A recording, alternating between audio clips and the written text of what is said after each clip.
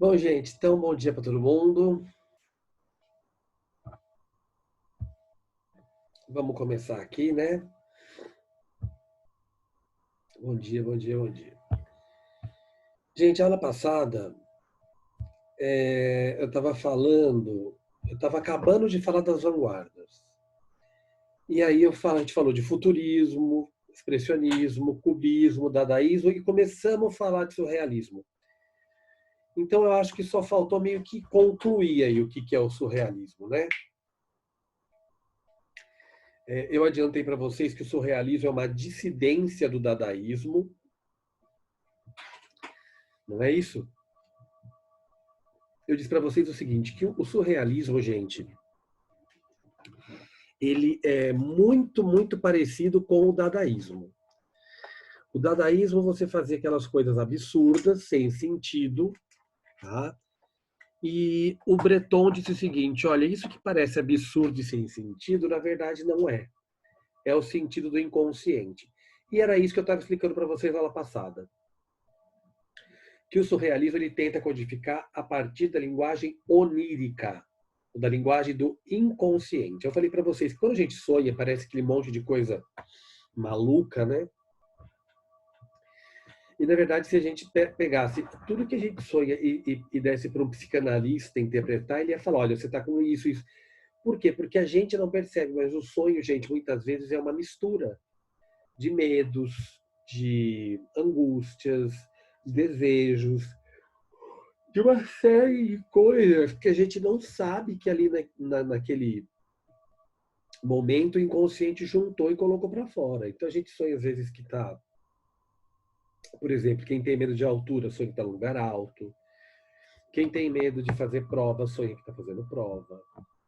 Às vezes você sonha com uma pessoa que você gostava e ela aparece no seu sonho do nada. Então coisas reprimidas, desejos, tá? Então a gente sonha coisas assim que às vezes não pode, né, acontecer. E aí, essa linguagem que a gente não entende muito racionalmente, ela se estabelece no nível do inconsciente. Por quê? Porque ali os negócios não é a mesma linguagem da razão, né? Que no consciente a gente aprende isso de fora para dentro. Tá? Bom, aí vou colocar alguns quadros famosos. Salvador Dalí, que é o maior pintor surrealista do mundo. Esse quadro acho que todo mundo já ouviu falar, né, gente? É a persistência da memória. Os relógios derretidos, aqui no canto tem as formigas estão comendo. Então é meio que a passagem do tempo, né? O tempo esvaindo, o tempo derretendo, como se o tempo tivesse indo. Veja que é uma visão meio onírica do tempo, meio simbólica, né? O onírico trabalha muito com o simbólico, né, gente? Esse quadro eu acho ótimo para explicar surrealismo, as tentações de Santo Antão. Então você tem aí uns camelos, uns cavalos, elefantes, com essas pernas gigantes de cabelo. E, gente, me desculpa, o vizinho que fez festa a noite inteira de segunda-feira. Eu não dormi nada. Dormi agora de manhã, porque olha, é inferno. Mas enfim. Então você tem esses elefantes, né, com pata de camelo, com pata de aranha, cada um fala uma coisa. Mas eu quero que vocês prestem atenção no seguinte. Quando a gente olha isso, não parece ter a menor lógica, né? Um cavalo, elefantes, em cima do elefante uns templos, aí umas mulheres nuas. Lá atrás, o último elefante atrás da nuvem ali com... Bom, gente, quando você interpreta isso de uma forma psicanalítica, é como se tivessem vários desejos reprimidos. Esses animais, né, cavalo, elefante, são animais que têm toda uma simbologia fálica, né? Para quem não está entendendo, de órgãos sexuais, né? O cavalo, o elefante, esses obeliscos, sabem que são obeliscos? São símbolos fálicos. Lá nos templos, mulheres nuas. Então a gente tem toda uma representação sexual aí. E é como se esse homem aqui do canto, o Santo Antão, estivesse lutando contra os desejos, contra os pecados. Mas claro que isso está aparecendo de uma forma onírica, de uma forma de uma linguagem de inconsciente, de sonho. Tá? Bom, surrealismo para interpretar é muito complicado, né, gente? Olha isso daí, olha. Parece que de dentro do peixe saiu um tigre, o tigre saiu de dentro do outro peixe, espingarda saiu de dentro do tigre. Lá atrás nós temos também um elefante com, parece um obelisco de gelo. Aqui embaixo nós temos uma romã flutuando com uma abelha em volta, que aliás o sonho, o nome do quadro, o nome desse sonho é 1 minuto antes de acordar, com a abelha voando em volta da romã, um nome gigante, né? Esse quadro chama O Sono. Bem né, uma coisa assim do sono, a pessoa está caindo no sono. Olha, esse aqui não é tão difícil, né? É um tipo de um Adão, uma Eva, o ovo, o mundo, a pessoa nascendo do mundo, né? Um quadro para mostrar que surrealismo não tem só coisa feia, né? Esse aqui é uma chuva do René Magritte. Aliás, o René Magritte cai mais no vestibular que o próprio Salvador Dalí. Já viram esses quadros que você abre a janela, a paisagem vem junto? Esse pintor discute muito essa história de realidade e imagem.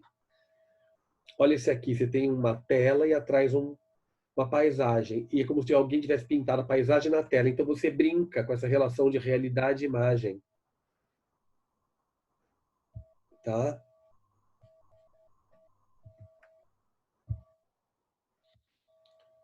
Olha, isso aqui já caiu no vestibular várias vezes. Aí tem escrito, isso não é um cachimbo. Aí a pessoa vê isso e ela fica revoltada, né? Como que não é um cachimbo? É um cachimbo, né? Gente, isso daí não é um cachimbo mesmo, né? Isso aí é a representação de um cachimbo. Não é o objeto, é a imagem do objeto. E olha que interessante, esse nosso caso não é nem a representação dele, já é virtual, né? É a imagem da imagem. Então ele está muito distante de ser um cachimbo mesmo, né? E aí essas paródias que eu mostrei para vocês durante a, as aulas, né? Bom, gente, então é isso. O realismo é isso.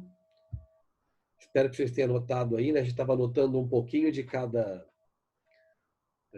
vanguarda. Surrealismo, então, é inconsciente, onírico, sonho, mundo psíquico, né? Essa linguagem, pode pôr aí, linguagem da psicanálise, tá? É isso aí, gente. Vamos para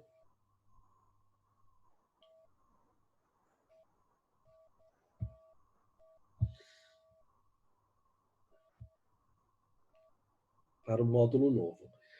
Bom, de vanguarda, vocês vão fazer o módulo. Se eu não mandei, alguém pode olhar aí para mim, gente? Eu mandei fazer o módulo 33 aula passada.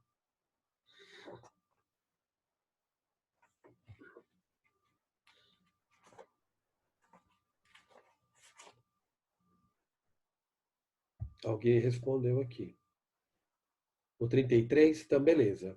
Então, vanguarda encerrou. Começar modernismo luso, modernismo português, gente. É caderno, quem está acompanhando aí é caderno 14, mentira, caderno 6, capítulo 14. Tá? Caderno 6, capítulo 14, Fernando Pessoa. Não estou conseguindo pôr gente aqui na frente do Fernando Pessoa, vamos ver.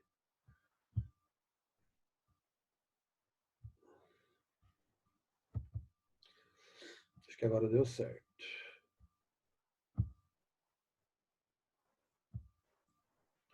É isso aí. Bom, gente, ok? Então vocês vão fazer hoje o módulo. Se eu já tinha mandado fazer o 33, hoje vocês vão fazer o 34. Se der tempo, aí o 34, 35, são 3 módulos de Fernando Pessoa. Vamos ver se a gente consegue acabar. Bom, gente, o maior autor do modernismo, né, português, um dos maiores autores da língua portuguesa. Para muitos, ou quase que unânime, o segundo maior, né? O primeiro é Camões e o segundo é Fernando Pessoa. Um é clássico, o outro é modernista, mas são os dois maiores poetas da língua portuguesa, né? O Fernando Pessoa, gente, quando a gente começa a estudar ele, a gente vai caindo num abismo. É um universo que ele escreveu. O cara foi, né? Ele deixou ali uma obra muito vasta, de uma complexidade, de uma metalinguagem. Então, ele era realmente um gênio, né? O Fernando Pessoa prova que a gente não tem muita essa história de escrever com estilo, que o bom poeta sabe escrever em qualquer estilo. Então, o Fernando Pessoa escreveu como um poeta clássico, escreveu como um poeta bucólico, escreveu como um poeta modernista, escreveu em inglês, sonetos em inglês, escreveu, enfim, né, de várias formas. São os heterônimos, né? Essa brincadeira que ele fez com vários nomes, tá? Bom, o modernismo luso começa lá em Portugal com a revista, justamente a revista do Fernando Pessoa, a revista Orfeu, né? Que é uma produção Portugal-Brasil, tem um brasileiro aí no meio. Quem olhar com calma que o sumário vai achar ali, ó, Ronald de Carvalho Poemas, o Ronald é brasileiro. Aliás, se vocês lerem com atenção, vocês vão ver lá o primeiro da listinha. Estão achando onde eu estou falando? Está escrito sumário. Aí vem os poetas com seus poemas. Luís de Montalvor, introdução. Mário de Sacarneiro é um dos poetas mais importantes do modernismo português, junto com Fernando Pessoa. É que quando você põe perto do Pessoa, gente, o negócio fica gritante, né? Então não é que o Mário de Sacarneiro seja um poeta ruim, é que o Fernando Pessoa é muito bom, né? Bom, Ronald Carvalho, poemas, olha lá, Fernando Pessoa. Estão vendo? Ele é o quarto da lista. Do lado, O Marinheiro. Isso é uma peça de teatro, que ele chamou de drama estático, porque não acontece nada, é só diálogo. Ela está na lista da Unicamp. Tá? Então, se alguém aí for prestar Unicamp esse ano, tem que ler essa peça chamada O Marinheiro, do Fernando Pessoa. Tem na internet, é só baixar, que vocês acham ali. Ela é relativamente curta, mas muito difícil, porque é só diálogo. Aliás, todo texto dramático é só teatro, é só diálogo, teatro. Mas não tem ação. São três personagens que ficam conversando o tempo todo, tá? E lá embaixo, o último que vocês vão ler é Álvaro de Campos, Ode Triunfal e Opiário. Já é um heterônimo do Pessoa, tá? Bom, gente, então lá em Portugal, o modernismo começa com essa revista de arte moderna, do Fernando Pessoa e dessa galera aí, que é a revista Orfeu. Bom, vamos falar o que é heterônimo. Heterônimo, gente, é como se fossem personalidades poéticas, é como se fossem personagens. Tá? A diferença de heterônimo para pseudônimo é a seguinte: pseudônimo é um apelido. O poeta lá, ele escreve lá a poesia dele, então, de repente, ele quer escrever uma coisa separada, diferente. Então, ele criava um pseudônimo. Ou como os poetas Árcades. Eu sou Tomás Vitor Gonzaga, mas eu vou ser o pastor Dirceu. Ele põe um nome de pastor. É muito como um cronista, né? Você tem lá sei lá, o cara a vida inteira fazendo a obra dele, mas para o jornal ele queria criar uma personalidade para o jornal. Então ele criava lá o pseudônimo para o cronista dele. Então, pseudônimo é um nome falso, é um outro nome. É um apelido. O heterônimo, gente, é um pouquinho mais complicado. O heterônimo é outra personalidade, é um nome diferente. Por quê? Porque são pessoas diferentes. O Fernando Pessoa, quando escrevia com esses nomes, é como se fossem poetas diferentes. Ele cria a vida deles, data de nascimento, se morreu, data de morte, onde morou, profissão. Então vamos dar um exemplo, o Alberto Caeiro. O Alberto Caeiro era camponês. Tá? Ele morava no interior de Portugal, no Alentejo, que a gente chama. Então ele não estudou igual aos outros. Ele é um poeta mais bucólico, vive na natureza. Então, o interessante é que quando ele criou o Alberto Caeiro, ele criou junto toda uma personalidade para o Alberto Caeiro. Não é só um nome, é uma vida. É um personagem que tem um nome.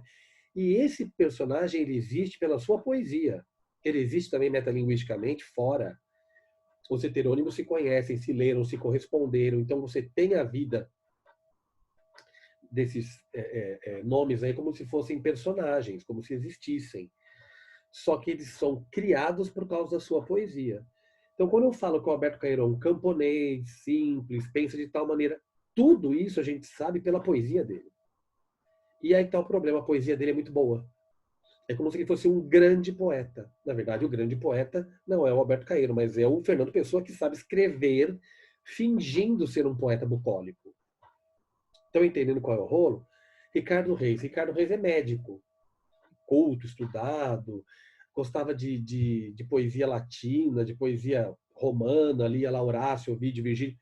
Então ele sabe fazer métrica, ele conhece os filósofos, ele conhece Heráclito, os hedonistas. Veja que o Alberto Caeiro não conhece nada disso, não acredita em nada disso. Estão entendendo? Só que como é que eu sei que o Ricardo Reis sabe tudo isso, leu tudo isso? Porque ele escreve com esse conhecimento. Ele escreve como um poeta clássico.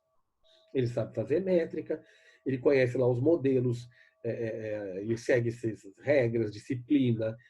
Ou seja, ele sabe escrever como o Fernando Pessoa, fingindo de Ricardo Reis, sabe escrever poesia clássica, poesia greco-romana, latina.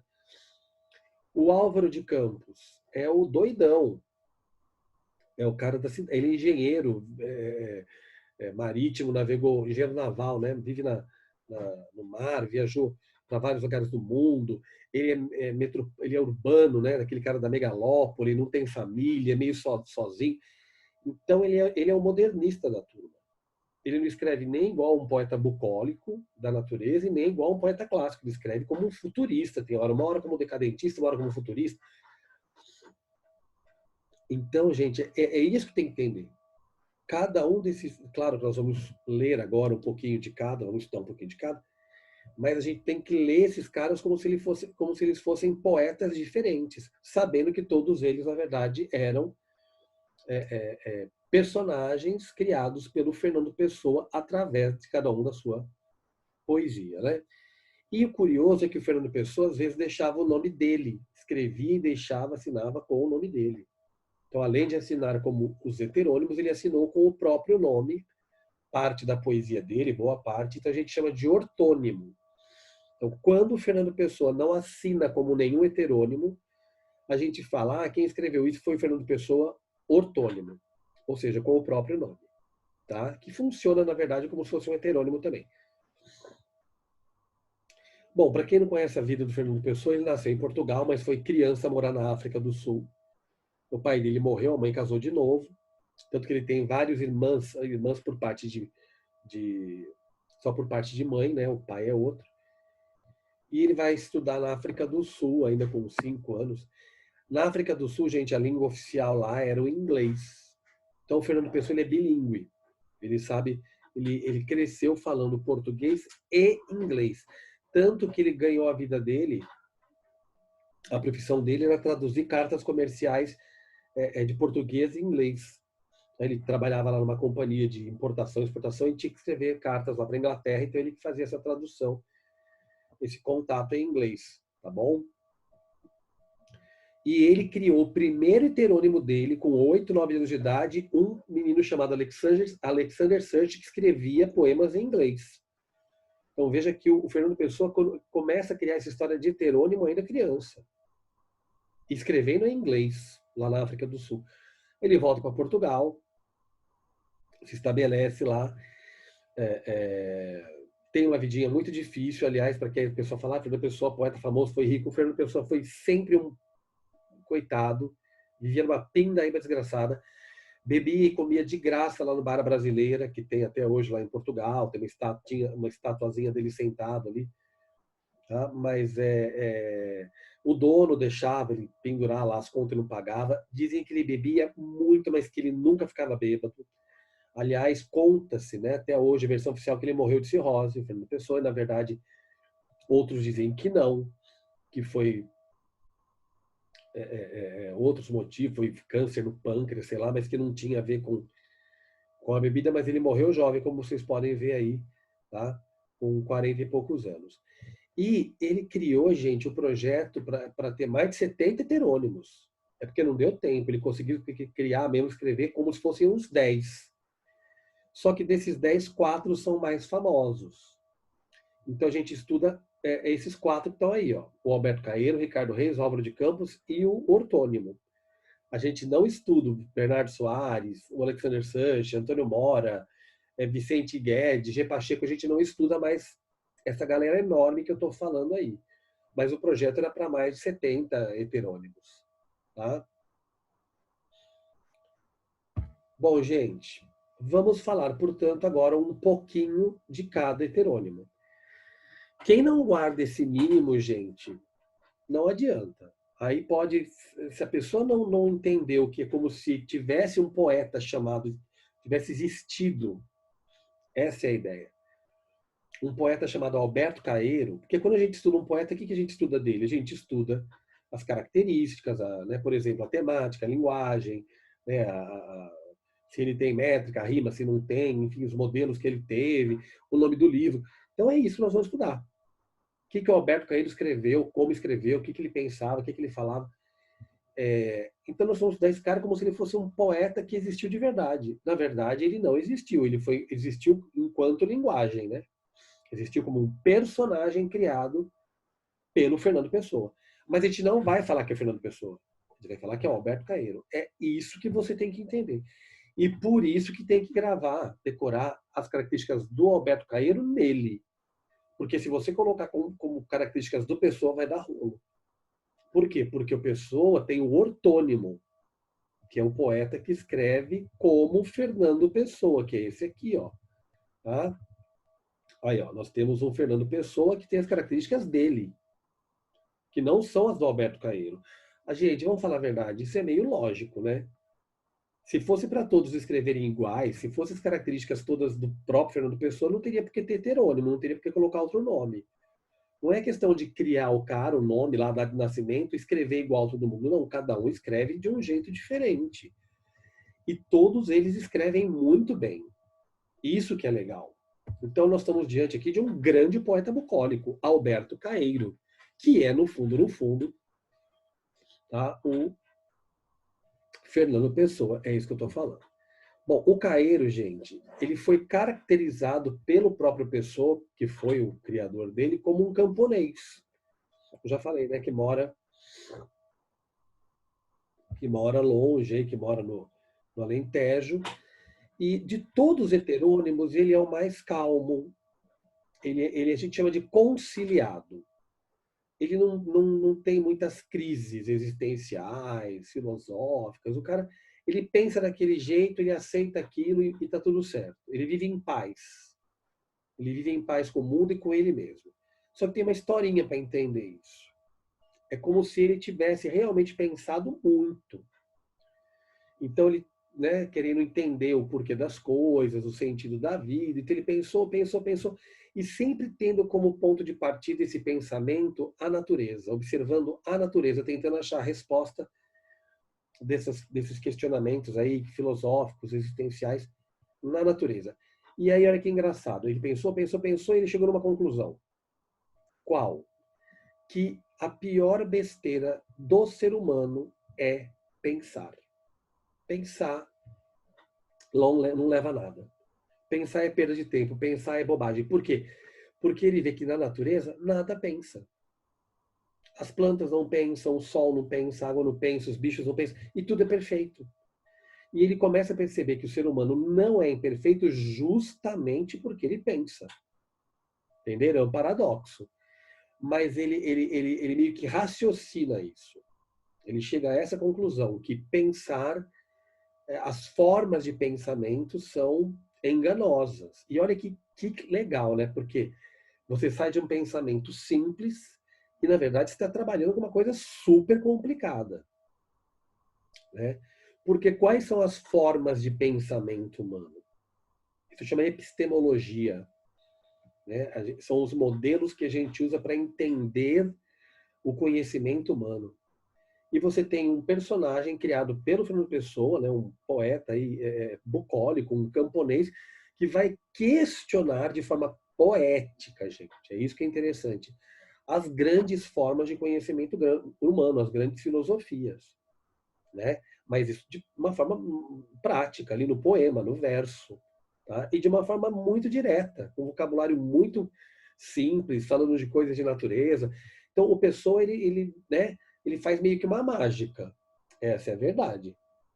Escreveu uma poesia boa, bonita, de uma forma simples, sem, no caso do Alberto Caeiro, sem métrica, sem rima, sem grandes modelos, e questionando de uma forma muito bonita e muito profunda toda esses sentidos que o ser humano quis dar para a existência, para a vida, né? Então, quais seriam as três grandes formas de conhecimento humano? Gente, não são só essas, mas são as três mais, digamos, conhecidas, as três maiores. A primeira delas foi a religiosa. Então, o ser humano, quando quis entender as coisas, ele foi... por que isso existe? Porque Deus quis. Então, a religião foi uma grande forma de entendimento da vida, do ser humano, da existência, né? Então, existe essa base do conhecimento que seria religiosa. A explicação para os fenômenos, para tudo, tem essa veia religiosa. A outra, gente, é a filosófica. Então, depois da religiosa, quem começa a tentar explicar as coisas? Não, isso aqui não é só porque Deus quis, porque a pessoa começa a explicar tentar explicar de forma racional, tá? Tenta dar explicações aí com argumentos, né? É a filosófica, e a maior delas é o Platão. Seria a base, uma das bases. Tá?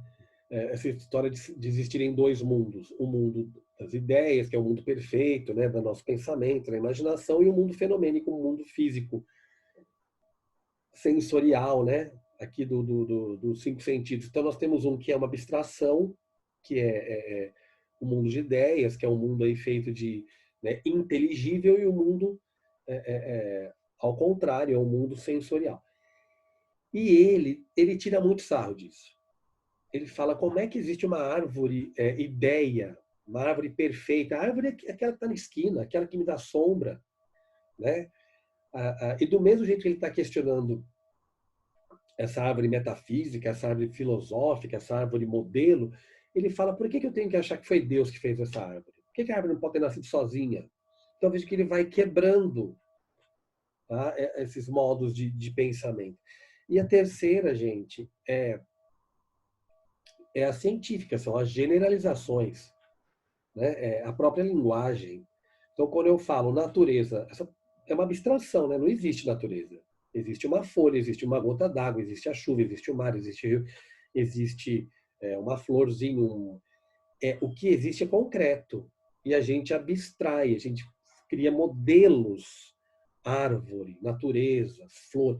E ele fala que isso só existe na nossa cabeça também, na linguagem, nos modelos, que não, na verdade existe cada folha de cada árvore, cada flor, cada gota d'água. Só que a nossa cabeça não dá conta de pensar em tudo que existe. Então a gente generaliza, a gente cria esses modelos científicos ou linguísticos. E ele também discorda disso, porque ele fala que esses modelos, o que acontece? Eles distanciam a gente da realidade. A hora que eu começo a pensar em flor como uma palavra, ou como um desenho, ou como um modelo, eu não estou vendo a flor de verdade. Concorda comigo? Por isso que ele tenta trazer a gente olha que interessante, ele tenta trazer a gente de volta para a coisa mais essencial do mundo, que é a existência das coisas. Tá? Então, ele discorda dessas formas de pensamento, né? de religião, de filosofia, metafísica, de modelos. Ele quer dizer o seguinte, as coisas são o que são. Então, o que é isso? Isso aqui é isso. Todo mundo pensou uma caneta. Não, ele já discorda. Caneta é o nome que deram para isso. Tá? Para vocês aí, isso aqui não é nem uma caneta, é uma imagem de uma caneta. Para mim, que é esse objeto aqui que eu uso para escrever. Então, ele quer que a gente pare de enxergar isso como uma criação divina, como alguma coisa metafísica, simbólica, como uma coisa assim. Não, isso aqui é isso e acabou. É o que a gente vê, é o que a gente toca. Quem entende isso, gente, entendeu o Alberto Caeiro. Tá? O Alberto Caeiro, ele meio que é o filósofo contra as filosofias. É muito paradoxal, né? Mas ele, para negar as filosofias, ele acabou criando uma filosofia antifilosófica. E no que ele acredita? Na verdade, o Fernando Pessoa não criou uma filosofia, essa filosofia já meio que existe, que o empirismo, né? É acreditar no que a gente toca, no que a gente vê, no que a gente sente. Mas ele cria isso de uma forma muito bonita na poesia. Então a poesia do Caeiro ela é muito, lembra muito a oralidade, parece que ele está conversando com a gente. E conforme ele vai conversando, ele vai mostrando no que ele não acredita e no que ele acredita. E ele acredita nos 5 sentidos. Então isso aqui é muito importante para você decorar ou entender Alberto Caeiro. Se alguém quiser decorar, é até fácil. Você decora esse verso. As coisas são o que são. Acabou. Então o que é uma flor? É aquilo que eu posso ver, que eu posso cheirar. Esquece que é natureza, que é modelo, que Deus criou, que tem a flor perfeita. Nada disso. Tá? Então vamos tentar aí ver alguns exemplos do Alberto Caeiro. Aliás, o poema 9, Sou um Guardador de Rebanhos, o principal livro, o Alberto Caeiro tem 3 conjuntos de poemas, como se fossem 3 livros. E o mais famoso deles é o Guardador de Rebanhos, é o primeiro e é o mais famoso. Depois tem os Pastor Amoroso e os poemas em conjuntos. O melhor dos 3, a base do Alberto Caeiro, é o Guardador de Rebanhos. E esse poema vai meio que mostrar essa filosofia dele. Não que os outros não mostrem, mas esse é muito claro, né? Muito metalinguístico. Sou um guardador de rebanhos. E o rebanho é os meus pensamentos. Você foi juntando os pensamentos dele. A metáfora é como se fosse um rebanho. E os meus pensamentos são todos sensações. Pronto, chegou na essência dele. O meu pensamento é sensação. Sensação, gente, lembre de 5 sentidos. Aqui, se você pensar sensação como outra coisa, você vai errar. Tá? Olha lá. Penso com os olhos e com os ouvidos. Com as mãos e os pés, com o nariz. Olha lá. Penso com os olhos. Penso com os ouvidos. Estão entendendo? Não é com abstração, com pensamento. É com sentidos. Então, pensar uma flor é vê-la. É cheirá-la. Comer um fruto é saber o sentido. Quer dizer, que sentido tem uma fruta? Comê-la. Que sentido tem uma flor? Sentir o seu cheiro. Acabou. Esquece que Deus criou, que a natureza, que né, qualquer coisa metafísica, flor perfeita, modelo platônico. Nada disso interessa. Tá? Por isso que a gente fala que ele é calmo, conciliado, ele acredita nisso, ele não tem conflitos. Ele ganhou o apelido de mestre dos demais. Para você ter ideia, os outros poetas, os outros heterônimos, todos chamam o Caeiro de mestre. Tá? Os heterônimos se conheciam, se correspondiam, se liam. O Fernando Pessoa brincou muito com isso, como eu falei, né? Os heterônimos se lerem, se conhecerem, se um comenta o outro. Então ele é o mestre dos demais. O Álvaro de Campos, com aquela loucura dele, ele sim é todo conflituoso. Se ele pudesse ser o Alberto Caeiro, era um sonho dele. Tá? Ora, por isso, quando num dia de calor me sinto triste e gozado tanto, me deito no comprido da erva, fecho os olhos quentes, assim, todo o meu corpo deitado na realidade, sei a verdade e sou feliz. Olha lá. Deitar num dia de sol, fechar os olhos e sentir o calor. Acabou. Fechar os olhos, sei a verdade e sou feliz. Quer dizer, não pensar, é sentir o calor. Né, gente? Aí vocês vão ver um pouco do estilo do Caeiro. Parece oral, repete muito palavras, usa muito palavras de natureza, que eu falei que é a referência que ele tem para conversar com a gente, né?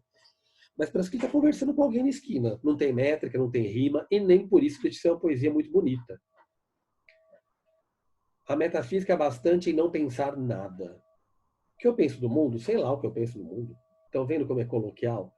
Se eu adoecesse, pensaria nisso. Que ideia eu tenho das coisas? Que opinião tenho eu sobre causas e efeitos? Que tenho meditado sobre Deus, a alma e a criação do mundo? Não sei. É legal, né? Ele cria todos esses questionamentos que ele fala, não sei. Para mim, pensar nisso é fechar os olhos e não pensar. Olha que legal. Pensar em tudo isso é fechar os olhos e não pensar. É correr as cortinas da minha janela. Mas elas não têm cortinas? Mistério das coisas, sei lá o que é mistério. O único mistério é haver quem pense no mistério. Olha que legal. O único mistério é quem acha que acredita no mistério. Vocês estão entendendo, sacando a filosofia dele, o pensamento dele? Quem está ao sol e fecha os olhos começa a não saber o que é sol e a pensar as coisas cheias de calor. Tá vendo? É sentir o calor. Se abre os olhos e vê o sol, já não pode pensar em nada, porque a luz do sol vale mais que os pensamentos de todos os filósofos e de todos os poetas. Olha que legal, né, gente? A luz do sol vale mais que o pensamento de todos os filósofos do mundo. O que adianta ficar raciocinando a luz do sol? Porque ela está ali, ela que dá vida. Mas não adianta ficar pensando nela, né? A luz do sol não sabe o que faz. Por isso é boa, não erra. Desculpe. Por isso não erra e é comum e boa. É verdade, né? Ele fala muito isso do tempo todo, né? A árvore. Como a árvore é perfeita, ela cresce sozinha, dá sombra, dá flores, dá frutos, e a gente não pode fazer por ela, então não adianta pensar. A gente nunca vai conseguir virar árvore para fazer o que ela faz, e ela faz sozinha sem pensar, né? Olha lá, que metafísica tem aquelas árvores de serem verdes e copadas, de terem ramos, de dar frutos na sua hora, o que não nos faz pensar a nós que não sabemos dar por elas. Verdade, né? Mas que melhor metafísica que a delas, que é de não saber para que vivem, nem saber o que não sabem. Veja que ele questiona muito essa coisa do ser humano pensar e o pensamento no constituição íntima das coisas, sentido íntimo do universo. Tudo isso é falso.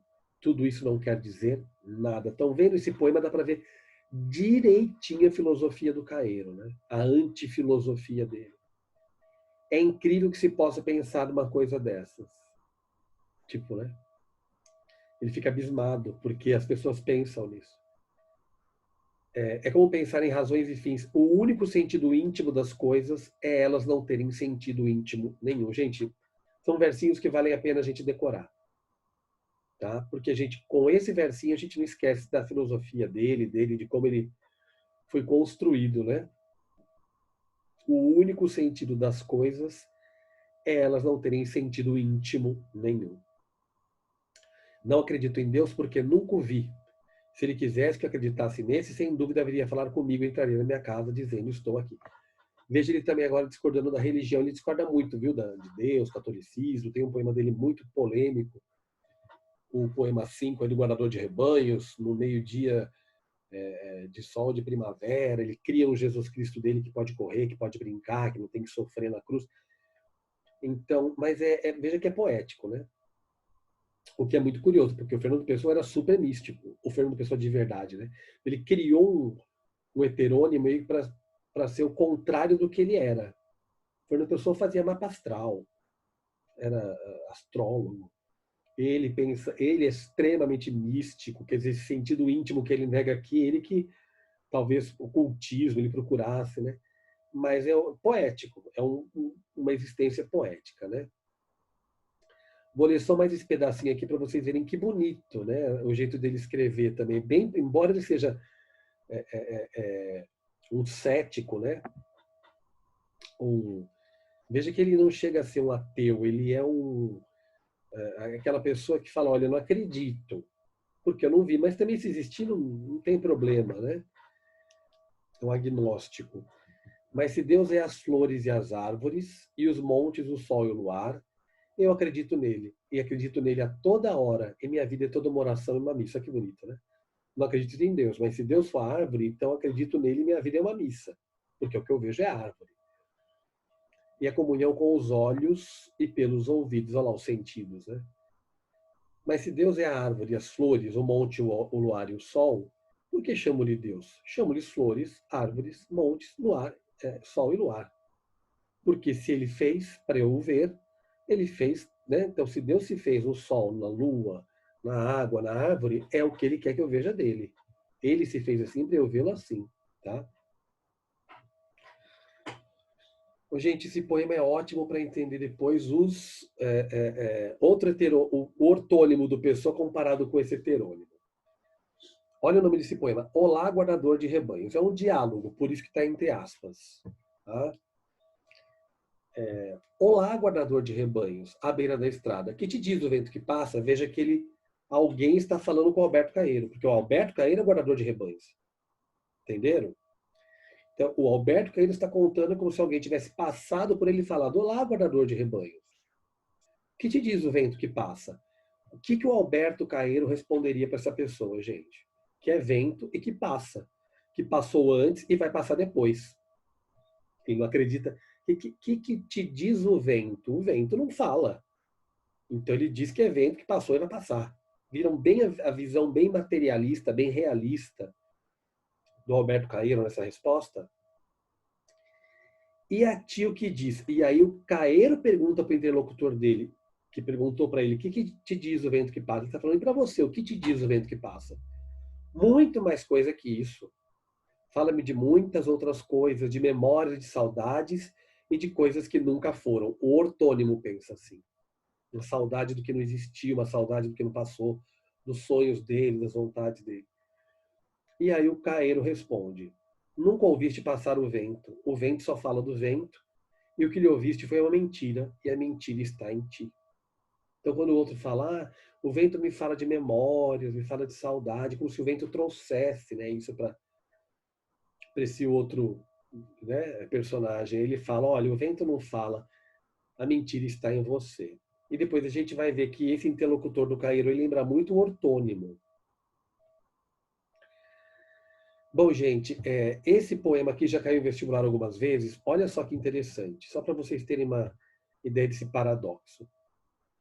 O Tejo é mais belo que o rio que corre pela minha aldeia. Ele está afirmando, né? O Tejo é mais belo que o rio que corre pela aldeia.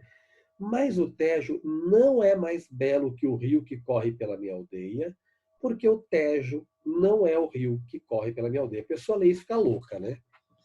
Imagine que uma vez isso caiu aí como tema de redação. A pessoa fala, mas como assim, né? É muito, muito contraditório. O Tejo é mais belo do que o da minha aldeia. Mas o Tejo não é mais belo que o da minha aldeia. Porque o Tejo não é da minha aldeia. Mas se você pensar bem, tem uma lógica aí. E aí você começa a entender o poema.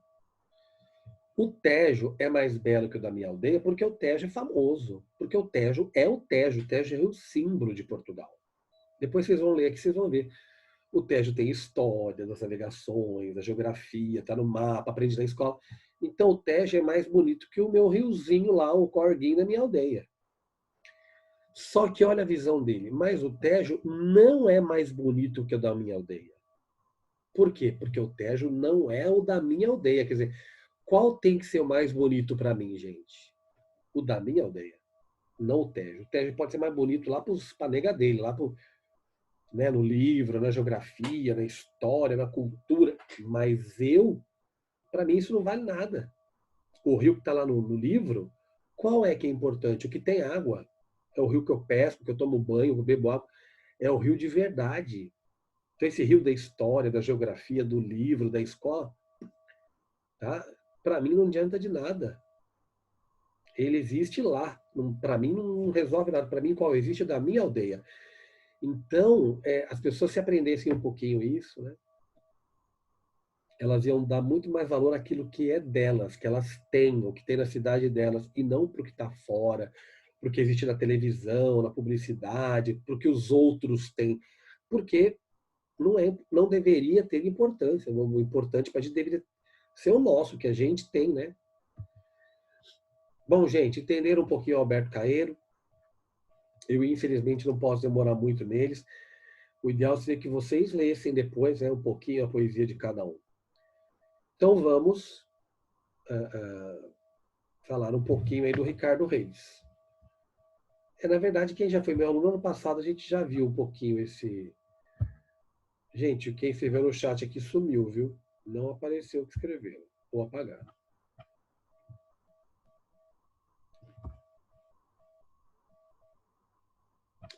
O Ricardo Reis, gente, quando eu sei porque assim, os alunos às vezes leram para vestibular, né? Um tempo ficou Alberto Caeiro, um tempo ficou Ricardo Reis, tá? Ficou Álvaro de Campos, e os alunos não gostavam muito do Ricardo Reis. As pessoas gostam mais do Alberto Caeiro. Eu não sei se porque entendem melhor, que ele escreve de um jeito mais fácil, como vocês viram lá, coloquial, parece que está conversando com a gente, né? Mais direto, sem métrica, sem... Então a gente entende, depois que entende esses paradoxos, a forma que ele pensa, embora que nesse do Tejo a pessoa não entende muito bem, se confunde, mais a gente entende melhor. E o Ricardo Reis é mais difícil. Como eu disse para vocês no começo da aula, ele é clássico, né? Ele é neoclássico. Ele segue regras, modelos, aquela coisa de conhecer os modelos principalmente latinos. O grande modelo do Ricardo Reis, gente, é um poeta chamado Horácio. Tá? Um poeta latino, um poeta romano, do século I.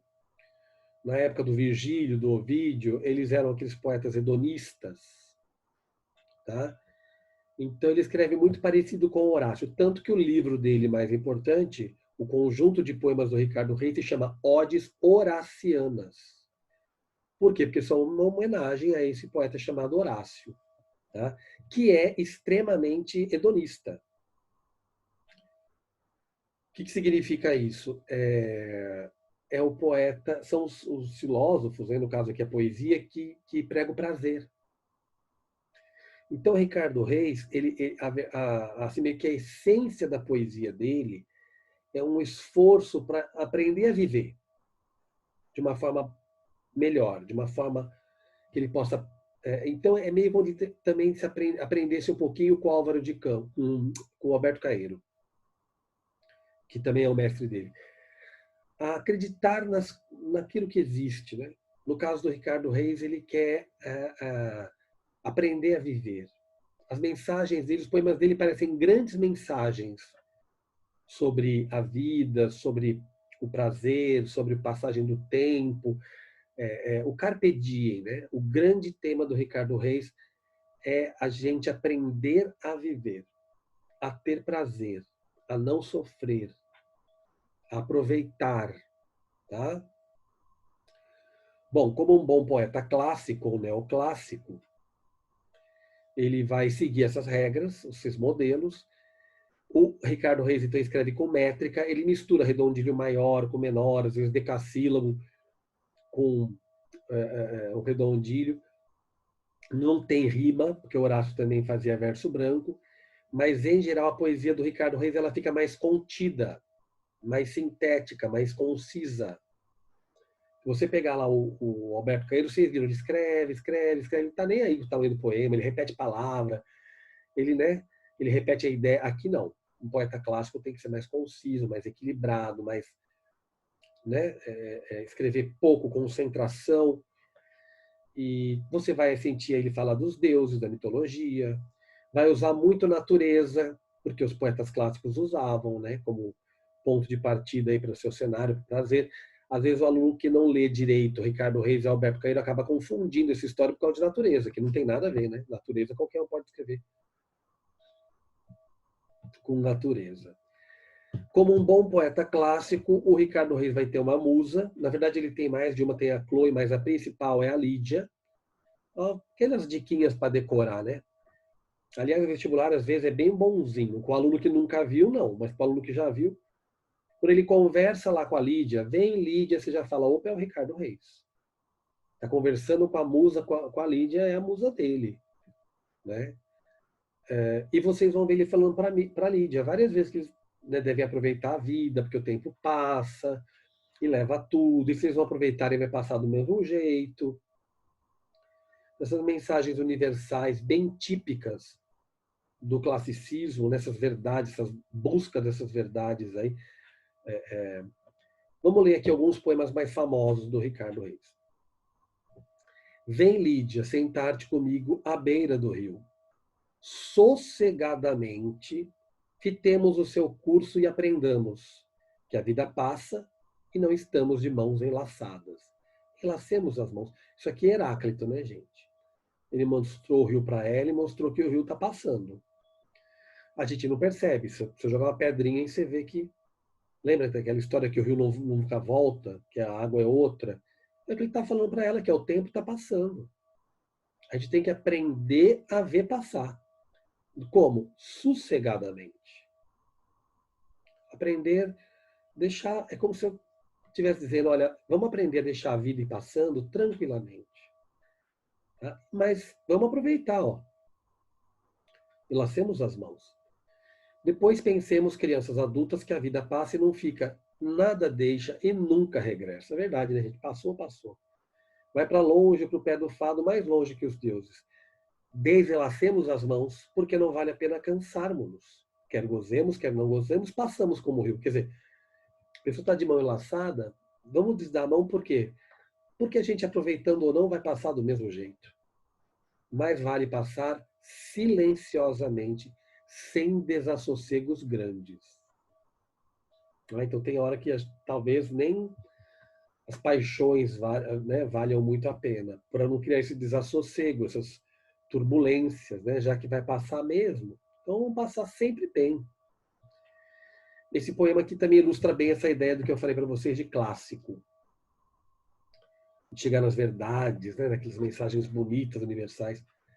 Para ser grande, ser inteiro. Esse ser, gente, com circunflexo, é o imperativo do verbo ser. É como se ele estivesse dando um conselho para a gente assim. Para ser grande, seja inteiro. Nada teu exagera ou exclui. Se todo em cada coisa. De novo, é como se estivesse dizendo, seja todo em cada coisa. Põe quanto és no mínimo que fazes. Assim, em cada lago, a lua toda brilha, porque a alta vive. Esse poema é sensacional, né? Isso é uma lição de vida. 6 versinhos curtinho, mas ele está dizendo, olha, quando você fizer alguma coisa, faz de verdade. Se coloca inteiro ali. Porque se você fizer pela metade, não vai ficar. Você não vai ficar ali. Tudo que a gente fizer, se a gente fizer e se colocar de verdade, por menor que seja, vai ficar enorme. Por quê? Porque a gente inteiro vai estar lá dentro. É o que ele fala no finalzinho, ó. A lua brilha em qualquer lago. Pode ser desse tamanhozinho, pode ser gigante, porque ela vive alta. Então a gente tem que colocar a gente inteiro, nem que seja naquele mínimo que a gente estiver fazendo. E aí a gente fica grande. A gente fica, né? A gente está sendo inteiro. Quando faz as coisas pela metade, gente, não adianta nada. É como se a gente não tivesse feito, a gente não tá ali. Aqui, essas mensagens também de Carpe Diem, olha lá. Tão cedo passa tudo quanto passa. Morre jovem, ante os deuses quanto morre. Tudo é tão pouco, nada se sabe, tudo se imagina. Circunda-te de rosas, ama, bebe e cala. O mais é nada. Quiser, aproveite. Esse aqui também acho lindo. E é bem uma mensagem bem universal também, né? Com cara de Carpe Diem, mas um Carpe Diem diferente, que não é só aproveite a vida no sentido amoroso. É a vida toda mesmo, né?